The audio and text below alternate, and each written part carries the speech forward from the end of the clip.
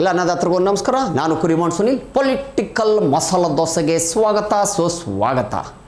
Okay, S, ಇವತ್ತಿನ ವಿಚಾರ Magadi MLA Balakrishna ಅವರು ತಹಸೀಲ್ದಾರ್ ಅವ್ರಿಗೆ ಬೇಗ ಏನಾಯ್ತು ಅದು ಕೆಲಸ ಮುಗಿಸು, ಇಲ್ಲಾಂದ್ರೆ ನಿನಗೂ ಚಪ್ಪಲೆಯಲ್ಲಿ ಹೊಡಿತಾರೆ, ನನಗೂ ಚಪ್ಪಲೆಯಲ್ಲಿ ಹೊಡಿತಾರೆ ಜನಗಳು. ಬುದ್ಧಿ ಐತಿಲ್ರಿ ನಿಮಗೆ? ಕೆಲಸ ಮಾಡಿಸ್ಬೇಕಲ್ವೇನ್ರಿ ನೀವು, ತಹಸೀಲ್ದಾರ ನೀವು ಅಂಥೇಳಿ ತರಾಟೆಗೆ ತೊಗೊಂಡಿರೋಂಥದ್ದು. ಎಸ್, ಈ ಥರ ಒಂದು ಮಾತನ್ನ ಹೇಳಿದ್ದಾರೆ. ಜನಗಳಿಗೂ ಕಷ್ಟ ಇದೆ, ರೈತರಿಗೂ ಕಷ್ಟ ಇದೆ. ನೀವು ಏನು ಕೆಲಸ ಮಾಡ್ತಾ ಇಲ್ಲ ಅಲ್ಲಿ ಕೂತ್ಕೊಂಡು ಅಂದರೆ ಹೆಂಗೆ? ಜನಗಳು ಕೆಲಸ ಮಾಡಿಕೊಟ್ಟಿಲ್ಲ, ಅವ್ರ ಕೆಲಸ ಆಗಿಲ್ಲ ಅಂದರೆ ನಿನಗೂ ಚಪ್ಪಲಿಯಲ್ಲಿ ಹೊಡಿತಾರೆ, ನನಗೂ ಚಪ್ಪಲಿಯಲ್ಲಿ ಹೊಡಿತಾರೆ ಅಂತ ಹೇಳಿರೋಂಥದ್ದು. ಎಸ್, ಮಾಗಡಿ MLA ಬಾಲಕೃಷ್ಣ ಅವರು ಹೇಳಿರೋಂಥ ಮಾತು. 50 ಲಕ್ಷದಿಂದ 60 ಲಕ್ಷದವರೆಗೂ ಖರ್ಚು ಮಾಡಿ ಮದುವೆ ಮಾಡಿದ್ರಂತೆ ಗಂಡಿಗೆ.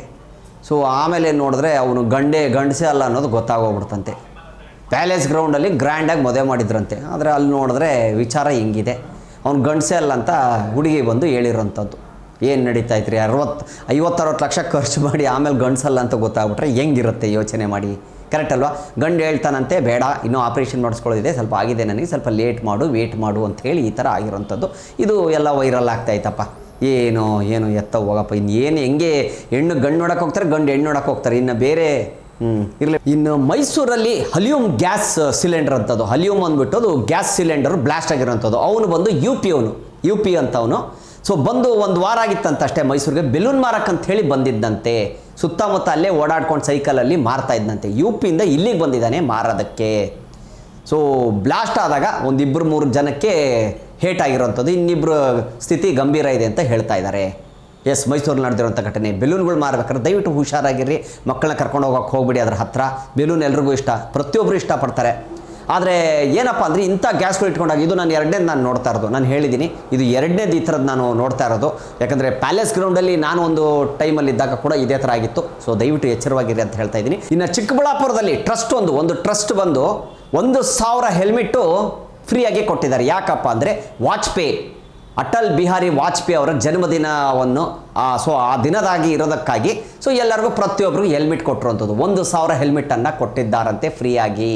ಇನ್ನು ಜಮೀರ್ ಅಹಮದ್ ಸಾಹೇಬರು, ಕಾಂಗ್ರೆಸ್ ಜಮೀರ್ ಅಹಮದ್ ಸಾಹೇಬರು MLA, ಅವರು ಸೆಕ್ರೆಟರಿ ಅವರ ಮನೆ ಮೇಲೆ ರೈಡ್ ಆಗಿತ್ತು, ಇನ್ಕಮ್ ಟ್ಯಾಕ್ಸ್ ರೈಡ್ ಆಗಿತ್ತು. ಸೊ ಈಗ ಜಮೀರ್ ಅಹಮದ್ ಸಾಹೇಬ್ರಿಗೆ ಕೇಳಿದಕ್ಕೆ ಇಲ್ಲ ಅವರು ಇಲ್ಲಿದ್ದೇನು ದುಡ್ಡು ಮಾಡಿರೋಂಥದ್ದಲ್ಲ, ಮೊದಲಿಂದನೂ ಶ್ರೀಮಂತರು. ಯಾರು? ಅವ್ರ ಸೆಕ್ರೆಟ್ರಿ. ಮೊದಲಿಂದನೂ ಅವ್ರ ತಂದೆ ಕಾಲದಿಂದನೂ ಅವರು ಶ್ರೀಮಂತರು, ಆಸ್ತಿಗಳೆಲ್ಲ ಅವ್ರದ್ದಿದೆ, ಮೊದಲಿಂದನೂ ಇತ್ತು. ಈಗ ನೋಡೋಣ, ತನಿಖೆ ಆಗಲಿ ಗೊತ್ತಾಗತ್ತಲ್ವಾ ಅಂಥೇಳಿ ಜಮೀರ್ ಅಹಮದ್ ಸಾಹೇಬ್ರು ಹೇಳಿರೋಂಥದ್ದು. ಎಸ್, ಇನ್ನು ಸ್ವಿಚ್ ಆಫ್ ಆಗಿಬಿಟ್ಟಿತ್ತು, ಮೊಬೈಲ್ ಕಾಲ್ ಮಾಡಿದ್ವಿ, ಅವಾಗ ಗೊತ್ತಾಯ್ತು ನಮಗೆ ರೈಡ್ ಆಗಿದೆ, ಅದಕ್ಕೆ ಮೊಬೈಲೆಲ್ಲ ಕಿತ್ಕೊಂಡಿದ್ದಾರೆ ಅಂತ ಗೊತ್ತಾಯಿತು. ಸೊ ಅವ್ರಿಗೆ ಕಂಟಕ, ಯಾರಿಗೆ? ಸೆಕ್ರೆಟ್ರಿಗೆ ಕಂಟಕ.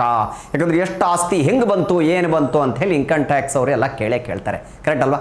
ಇನ್ನೊಂದು ವಿಚಾರ, ಪಾಕಿಸ್ತಾನದವರು ಟೆರರಿಸ್ಟ್ ಕಂಟ್ರಿ, ಉಗ್ರವಾದಿಗಳ ದೇಶ ಪಾಕಿಸ್ತಾನದವರು ಇಂಡಿಯಾಗೆ ಧಮಕಿ ಕೊಡ್ತಾ ಇದ್ದಾರೆ. ಭಾರತ ದೇಶಕ್ಕೆ ಧಮಕಿ ಏನಂತ ಹೇಳ್ತಾ ಇದ್ದಾರೆ ಗೊತ್ತಾ? ಬಾಂಗ್ಲಾದೇಶಕ್ಕೆ ನೀವೇನಾದರೂ ಒಳಗಡೆ ಹೋಗಿ ಅವ್ರಿಗೆ ಏನಾದ್ರು ತೊಂದರೆ ಕೊಟ್ಟರೆ ಏನಿಲ್ಲ, ಮಿಸೈಲ್ ಬಿಟ್ಟುಬಿಡ್ತೀನಿ, ಪಕ್ಕದಲ್ಲೇ ಐತೆ ನಿಮ್ಮ ದೇಶ, ಭಾರತ ದೇಶಕ್ಕೆ ನಮ್ಮ ಮಿಸೈಲ್ ಬಿಟ್ಟುಬಿಡ್ತೀವಿ, ಬಾಂಬ್ ಮಿಸೈಲು ಅಂತೆ. ಏನು ಜೋಕ್ ಮಾಡ್ತಾರ್ರಿ ಇವ್ರು ಪಾಕಿಸ್ತಾನದವರು. ತಿನ್ನಕ್ಕೆ ಅವ್ರಿಗೆ ಗೋಧಿ ಹಿಟ್ಟಿಲ್ಲ, ನೆಟ್ಟಿಗೆ ನೀರು ಸಿಗ್ತಾ ಇಲ್ಲ, ಟಮಾಟೆಗಳಿಲ್ಲ, ಹಣ್ಣುಗಳಿಲ್ಲ, ಬದುಕಕ್ಕೆ ದಾರಿ ಇಲ್ಲ, ಅವ್ರ ಕಡೆ ದುಡ್ಡಿಲ್ಲ, ಭಿಕ್ಷೆ ಬೇಡೋ ದೇಶದವರು ನಮ್ಮ ಭಾರತಕ್ಕೆ ಧಮಕಿ ಆಗ್ತಾವ್ರೆ. ಮಿಸೈಲ್ ಬಿಟ್ಬಿಡ್ತೀವಿ ನೀವೇನಾದ್ರೂ ಬಾಂಗ್ಲಾದೇಶಕ್ಕೆ ಏನಾದರೂ ತೊಂದರೆ ಕೊಟ್ಟರೆ ಅಂತ. ಏನು ಅಣ್ಣ ತಮ್ಮಂದ್ರೆ ಇಬ್ಬರು ಜೊತೆಗೆ ಹುಟ್ಟಿದವ್ರ ಥರ ಅವರಿಬ್ಬರು ಹೇಳುವಂಥ ವಿಚಾರ. ಯಾರು? ಬಾಂಗ್ಲಾದೇಶದವರು, ಆಮೇಲೆ ಇವರು. ಇನ್ನು ಭಾರತ ದೇಶದಲ್ಲಿ ಇನ್ನು ಏನಪ್ಪ ಆಗಿದೆ ಅಂದರೆ, ಥೈಲ್ಯಾಂಡ್ಗೆ ಹೋದಾಗ ಇವನು ಬಾಂಗ್ಲಾದೇಶದ ಪ್ರಧಾನಿ ಯಾರಿದಾನೋ ಅವರು, ಆಮೇಲೆ ನಮ್ಮ ಪ್ರಧಾನಮಂತ್ರಿ ಮೋದಿಯವರು ಭೇಟಿಯಾಗಿದ್ದಾರೆ. ಸೊ ಅಲ್ಲೇ ಹೇಳಿದ್ದಾರೆ ಅವ್ರಿಗೆ, ಈ ಥರ ವಾರ್ನ್ ಮಾಡಿದ್ದಾರೆ ಮೋದಿಯವ್ರಿಗೆ. ಅಲ್ಲಿ ಥೈಲ್ಯಾಂಡಲ್ಲಿ ಯಾವುದೋ ಒಂದು ಕಾರ್ಯಕ್ರಮಕ್ಕೆ ಬಂದಿದ್ದಾರೆ. ಸೊ ಅದೇ ಟೈಮ್ಗೂ ಮೋದಿಯವರು ಹೋಗಿದ್ದಾರೆ, ಬಾಂಗ್ಲಾದೇಶದವರು ಬಂದಿದ್ದಾರೆ. ಅವಾಗ ಅವ್ರಿಗೆ ಹೇಳಿರೋಂಥ ವಿಚಾರ, ಹುಷಾರಾಗಿರು, ಈ ಥರ ತುಂಬ ಆಗಿದೆ, ಹಿಂದೂಗಳ ಮೇಲೆ ತುಂಬ ಇದಾಗ್ತಾ ಇದೆ, ನಾನು ಸುಮ್ಮನೆ ಇರಲ್ಲ ಆಮೇಲೆ ಅಂಥೇಳಿ ಹೇಳಿರೋಂಥದ್ದು. ಇನ್ನೇನು ಮಾತುಕತೆ ನಡೆದಿದೆ ಗೊತ್ತಿಲ್ಲ ಮೋದಿಯವ್ರಿಗೂ, ಆಮೇಲೆ ಬಾಂಗ್ಲಾದೇಶ ಪ್ರಧಾನಿಗೂ ಏನಾಗಿದೆ ಗೊತ್ತಿಲ್ಲ. ಸೊ ಇನ್ನೊಂದು ವಿಚಾರ ಏನಪ್ಪ ಅಂದರೆ, ಎಲ್ರಿಗೂ ಗೊತ್ತಿರೋ ಬಿಹಾರದಲ್ಲಿ ಗೊತ್ತಲ್ವಾ, ಯೋಗಿ ಆದಿನಾರಾಯಣ್ ಅವ್ರಿಗೆ ಗೊತ್ತಲ್ವಾ, ಅವ್ರು ಏನು ಹೇಳಿದಾರಂದರೆ, ಯೋಗಿ ಆದಿತ್ಯ ಅವ್ರು ಏನು ಹೇಳಿದಾರಂದರೆ, ಬಾಂಗ್ಲಾದೇಶದೊಳಗಡೆ ಇನ್ನು ಒಂದು ಹೆಣ್ಮಕ್ಳಾಗಲಿ ಒಬ್ಬರು ಹಿಂದೂಗಳಾಗಲಿ ಮುಟ್ಟಿದ್ರೋ ನೀವು ಹೆಂಗಂದ್ರೆ ಯಾವತ್ತೂ ಮರಿಬಾರ್ದು, ನಿಮ್ಮ ಜನ್ಮದಲ್ಲಿ ನೀವೇ ಹುಡುಕಾಗಬಾರ್ದು, ಎಲ್ಲಿ ಹೋದ್ರಿ ಅಂತಲೇ ಗೊತ್ತಾಗಬಾರ್ದು, ಹಂಗೆ ಕಳಿಸ್ಬಿಡ್ತೀವಿ ನಿಮ್ಮನ್ನು ಅಂತೇಳಿ ಅವ್ರು ಹೇಳಿರೋಂಥದ್ದು. ಓಕೆನಾ. ಯೋಗಿ ಆದಿನಾರಾಯಣ ಅವ್ರು ಹೇಳಿರೋಂಥದ್ದು ಏನು ರೀ, ಫುಲ್ಲು ಹೆಂಗಂದರೆ ಆ ಜೋಶ್ ಒಳಗಡೆ ಎದುರು ಬಿಡಬೇಕು ಬಾಂಗ್ಲಾದೇಶದವರು. ಅವ್ರಿಗೆ ಗೊತ್ತಲ್ಲ, ಅವ್ರು ನೆಕ್ಸ್ಟ್ ಇನ್ನು CM ಅವ್ರೇನಾದ್ರು PM ಆಗ್ಬಿಟ್ರಂದ್ರೆ ಮುಗಿದ ಕತೆ. ದುಶ್ಮನ್ಗಳೆಲ್ಲ ಬೆವ್ತ್ಕೊಂಡ್ಬಿಡ್ತಾರೆ. ಮೋದಿಯವ್ರಕ್ಕಿಂತ ಪವರ್ಫುಲ್ ಅಂತ ಹೇಳ್ಬೋದು ಅವ್ರಿಗೆ. ಇನ್ನು ಬಾಂಗ್ಲಾದೇಶದ ಗಡಿಯಲ್ಲಿ ಬಾರ್ಡ್ರಲ್ಲಿ ನಮ್ಮ ಹಿಂದೂಗಳು, ಭಾರತದ ಹಿಂದೂರು, ಆಸಾಮು, ಬಿಹಾರ ಅವರೆಲ್ಲ ಹೋಗಿ ನುಗ್ಗಿಬಿಟ್ಟಿದಾರಲ್ಲ ಆಲ್ರೆಡಿ. ಒಳಗಡೆ ಬಿಟ್ಟರೆ ಎಲ್ಲರನ್ನ ಹಿಡ್ಕೊಂಡು ಹೊಡೆದಾಕ್ಬಿಡ್ತಾರೆ. ಅಷ್ಟು ಲಕ್ಷಾಂತರ ಜನ, ಒಂದು 15 ಲಕ್ಷದ ಮೇಲೆ ಜನ ಸೇರಿದಾರಂತೆ ಬಾರ್ಡ್ರ್ ಹತ್ರ. ಬಾಂಗ್ಲಾದೇಶದ ಬಾರ್ಡ್ರು, ಯಾಕಂದರೆ ಆಸಾಮ್ ಆ ಕಡೆಗೆಲ್ಲ ಬಾರ್ಡ್ರ್ ಆಗುತ್ತೆ. ಅಲ್ಲಿ ಹೋಗಿ ನುಗ್ಗಿಬಿಟ್ರೆ ಒಳಗೆ ಮುಗಿದ ಕತೆ. ಬಾಂಗ್ಲಾದೇಶದವ್ರು ಯಾರು ಸಿಗ್ತಾರೋ ಅವ್ರಿಗೆ ಹಿಡ್ಕೊಂಡು ಹೊಡೆದಾಕ್ಬಿಡ್ತಾರೆ. ಹಿಂದೂ ಕಾರ್ಯಕರ್ತರೆಲ್ಲ ಹೋಗಿದ್ದಾರೆ, ಒಳಗೆ ಬಿಡಿ ನಮ್ಮನ್ನು ಬಿಡಿ ಅಂತ. ಆದರೆ ಅಲ್ಲಿರೋರು ತಡಿತಾ ಇದ್ದಾರೆ. ನಮ್ಮ ಆರ್ಮಿಯವರು ತಡೆದಿದ್ದಾರೆ, ಅವರು ತಡೆದಿದ್ದಾರೆ. ನಮ್ಮ ಆರ್ಮಿಯವರೇನೋ ಒಳಗೆ ಬಿಟ್ಟು ಸಿಗ್ನಲ್ ಕೊಟ್ಟರು ಹೋಗಿ ನುಗ್ಗು ಅಂದರೆ ಮುಗಿದ ಕತೆ ಅವ್ರದ್ದು. ಇನ್ನೊಂದು ವಿಚಾರ, ಇದು ಬ್ರೇಕಿಂಗ್ ನ್ಯೂಸ್ ಅಂತ ಹೇಳ್ಬೋದು. ನಮ್ಮ ಭಾರತ ದೇಶದ K4 ಅಂಥೇಳಿ ಮಿಸೈಲ್, K4 ಅಂಥೇಳಿ ಒಂದು ಮಿಸೈಲು ಬಾಂಗ್ಲಾದೇಶದ ಪಕ್ಕದ ಬಾರ್ಡ್ರ್ ಒಳಗಡೆ ಟ್ರಯಲ್ ನೋಡ್ತಾ ಇದ್ದಾರಂತೆ. ಹೆಂಗೆ ಹೋಗುತ್ತೆ, ಬ್ಲಾಸ್ಟ್ ಮಾಡುತ್ತಾ ಏನು ಅಂತ ಒಂದು ಪರೀಕ್ಷೆಯನ್ನು ಮಾಡ್ತಾ ಇದ್ದಾರೆ. ಇದು ಯಾಕೆ ಮಾಡ್ತಾ ಇದ್ದಾರೆ ಅಂದರೆ ಬಾಂಗ್ಲಾದೇಶದವ್ರದ್ದು ಕೈ ಕಾಲೆಲ್ಲ ಆಗಲೇ ನಡಗಕ್ಕೆ ಶುರು ಆಗೋಗಿದೆ. ಅದೇನಾದರೂ ಬಿಟ್ಟರೆ ಅಂದರೆ ಅರ್ಧಕ್ಕರ್ಧ ಬಾಂಗ್ಲಾದೇಶ ಹೋಗ್ಬಿಡುತ್ತೆ. ಓಕೆನಾ. ಸೊ ಆ ಮಿಸೈಲು ಟ್ರಯಲ್ ಮಾಡ್ತಾ ಇದ್ದಾರಂತೆ, K4 ಅಂಥೇಳಿ. ಮಿಸೈಲ್ ಹೆಸರು K4. ಈ ಮಿಸೈಲ್ನ ಪ್ರಯತ್ನ ಮಾಡ್ತಾ ಇದ್ದಾರೆ, ಸುಮ್ಮನೆ ಒಂದು ಟ್ರಯಲ್ ಥರ ನೋಡ್ತಾ ಇರೋದು ಹೆಂಗೆ ಹೋಗುತ್ತೆ ಅಂತ. ಅದು ಬಾಂಗ್ಲಾದೇಶದೊಳಗೂ ಕಾಣಿಸುತ್ತೆ ಅವ್ರು ಹಾರೋದು ಬಾರ್ಡ್ರ್ ಒಳಗಡೆ.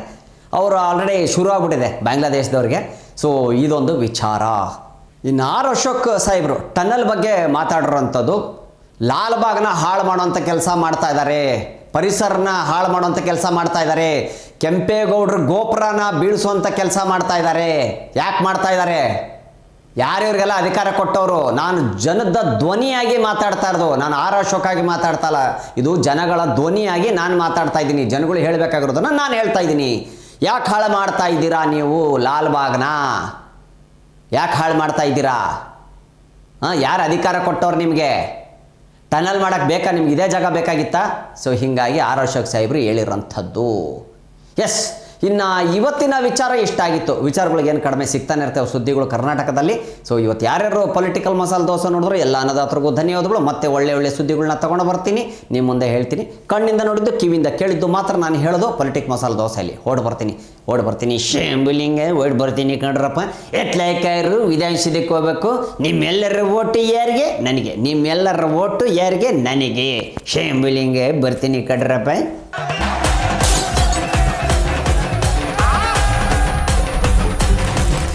ಕ್ಷಣದ ಸುದ್ದಿಗಳಿಗಾಗಿ ಫ್ರೀಡಂ ಟಿವಿ ಸಬ್ಸ್ಕ್ರೈಬ್ ಮಾಡಿ, ಲೈಕ್ ಮಾಡಿ ಹಾಗೂ ಫಾಲೋ ಮಾಡಿ. ಹೊಸ ಸುದ್ದಿಗಳ ನೋಟಿಫಿಕೇಶನ್ಗಾಗಿ ಬೆಲ್ ಐಕಾನ್ ಮೇಲೆ ಕ್ಲಿಕ್ ಮಾಡಿ.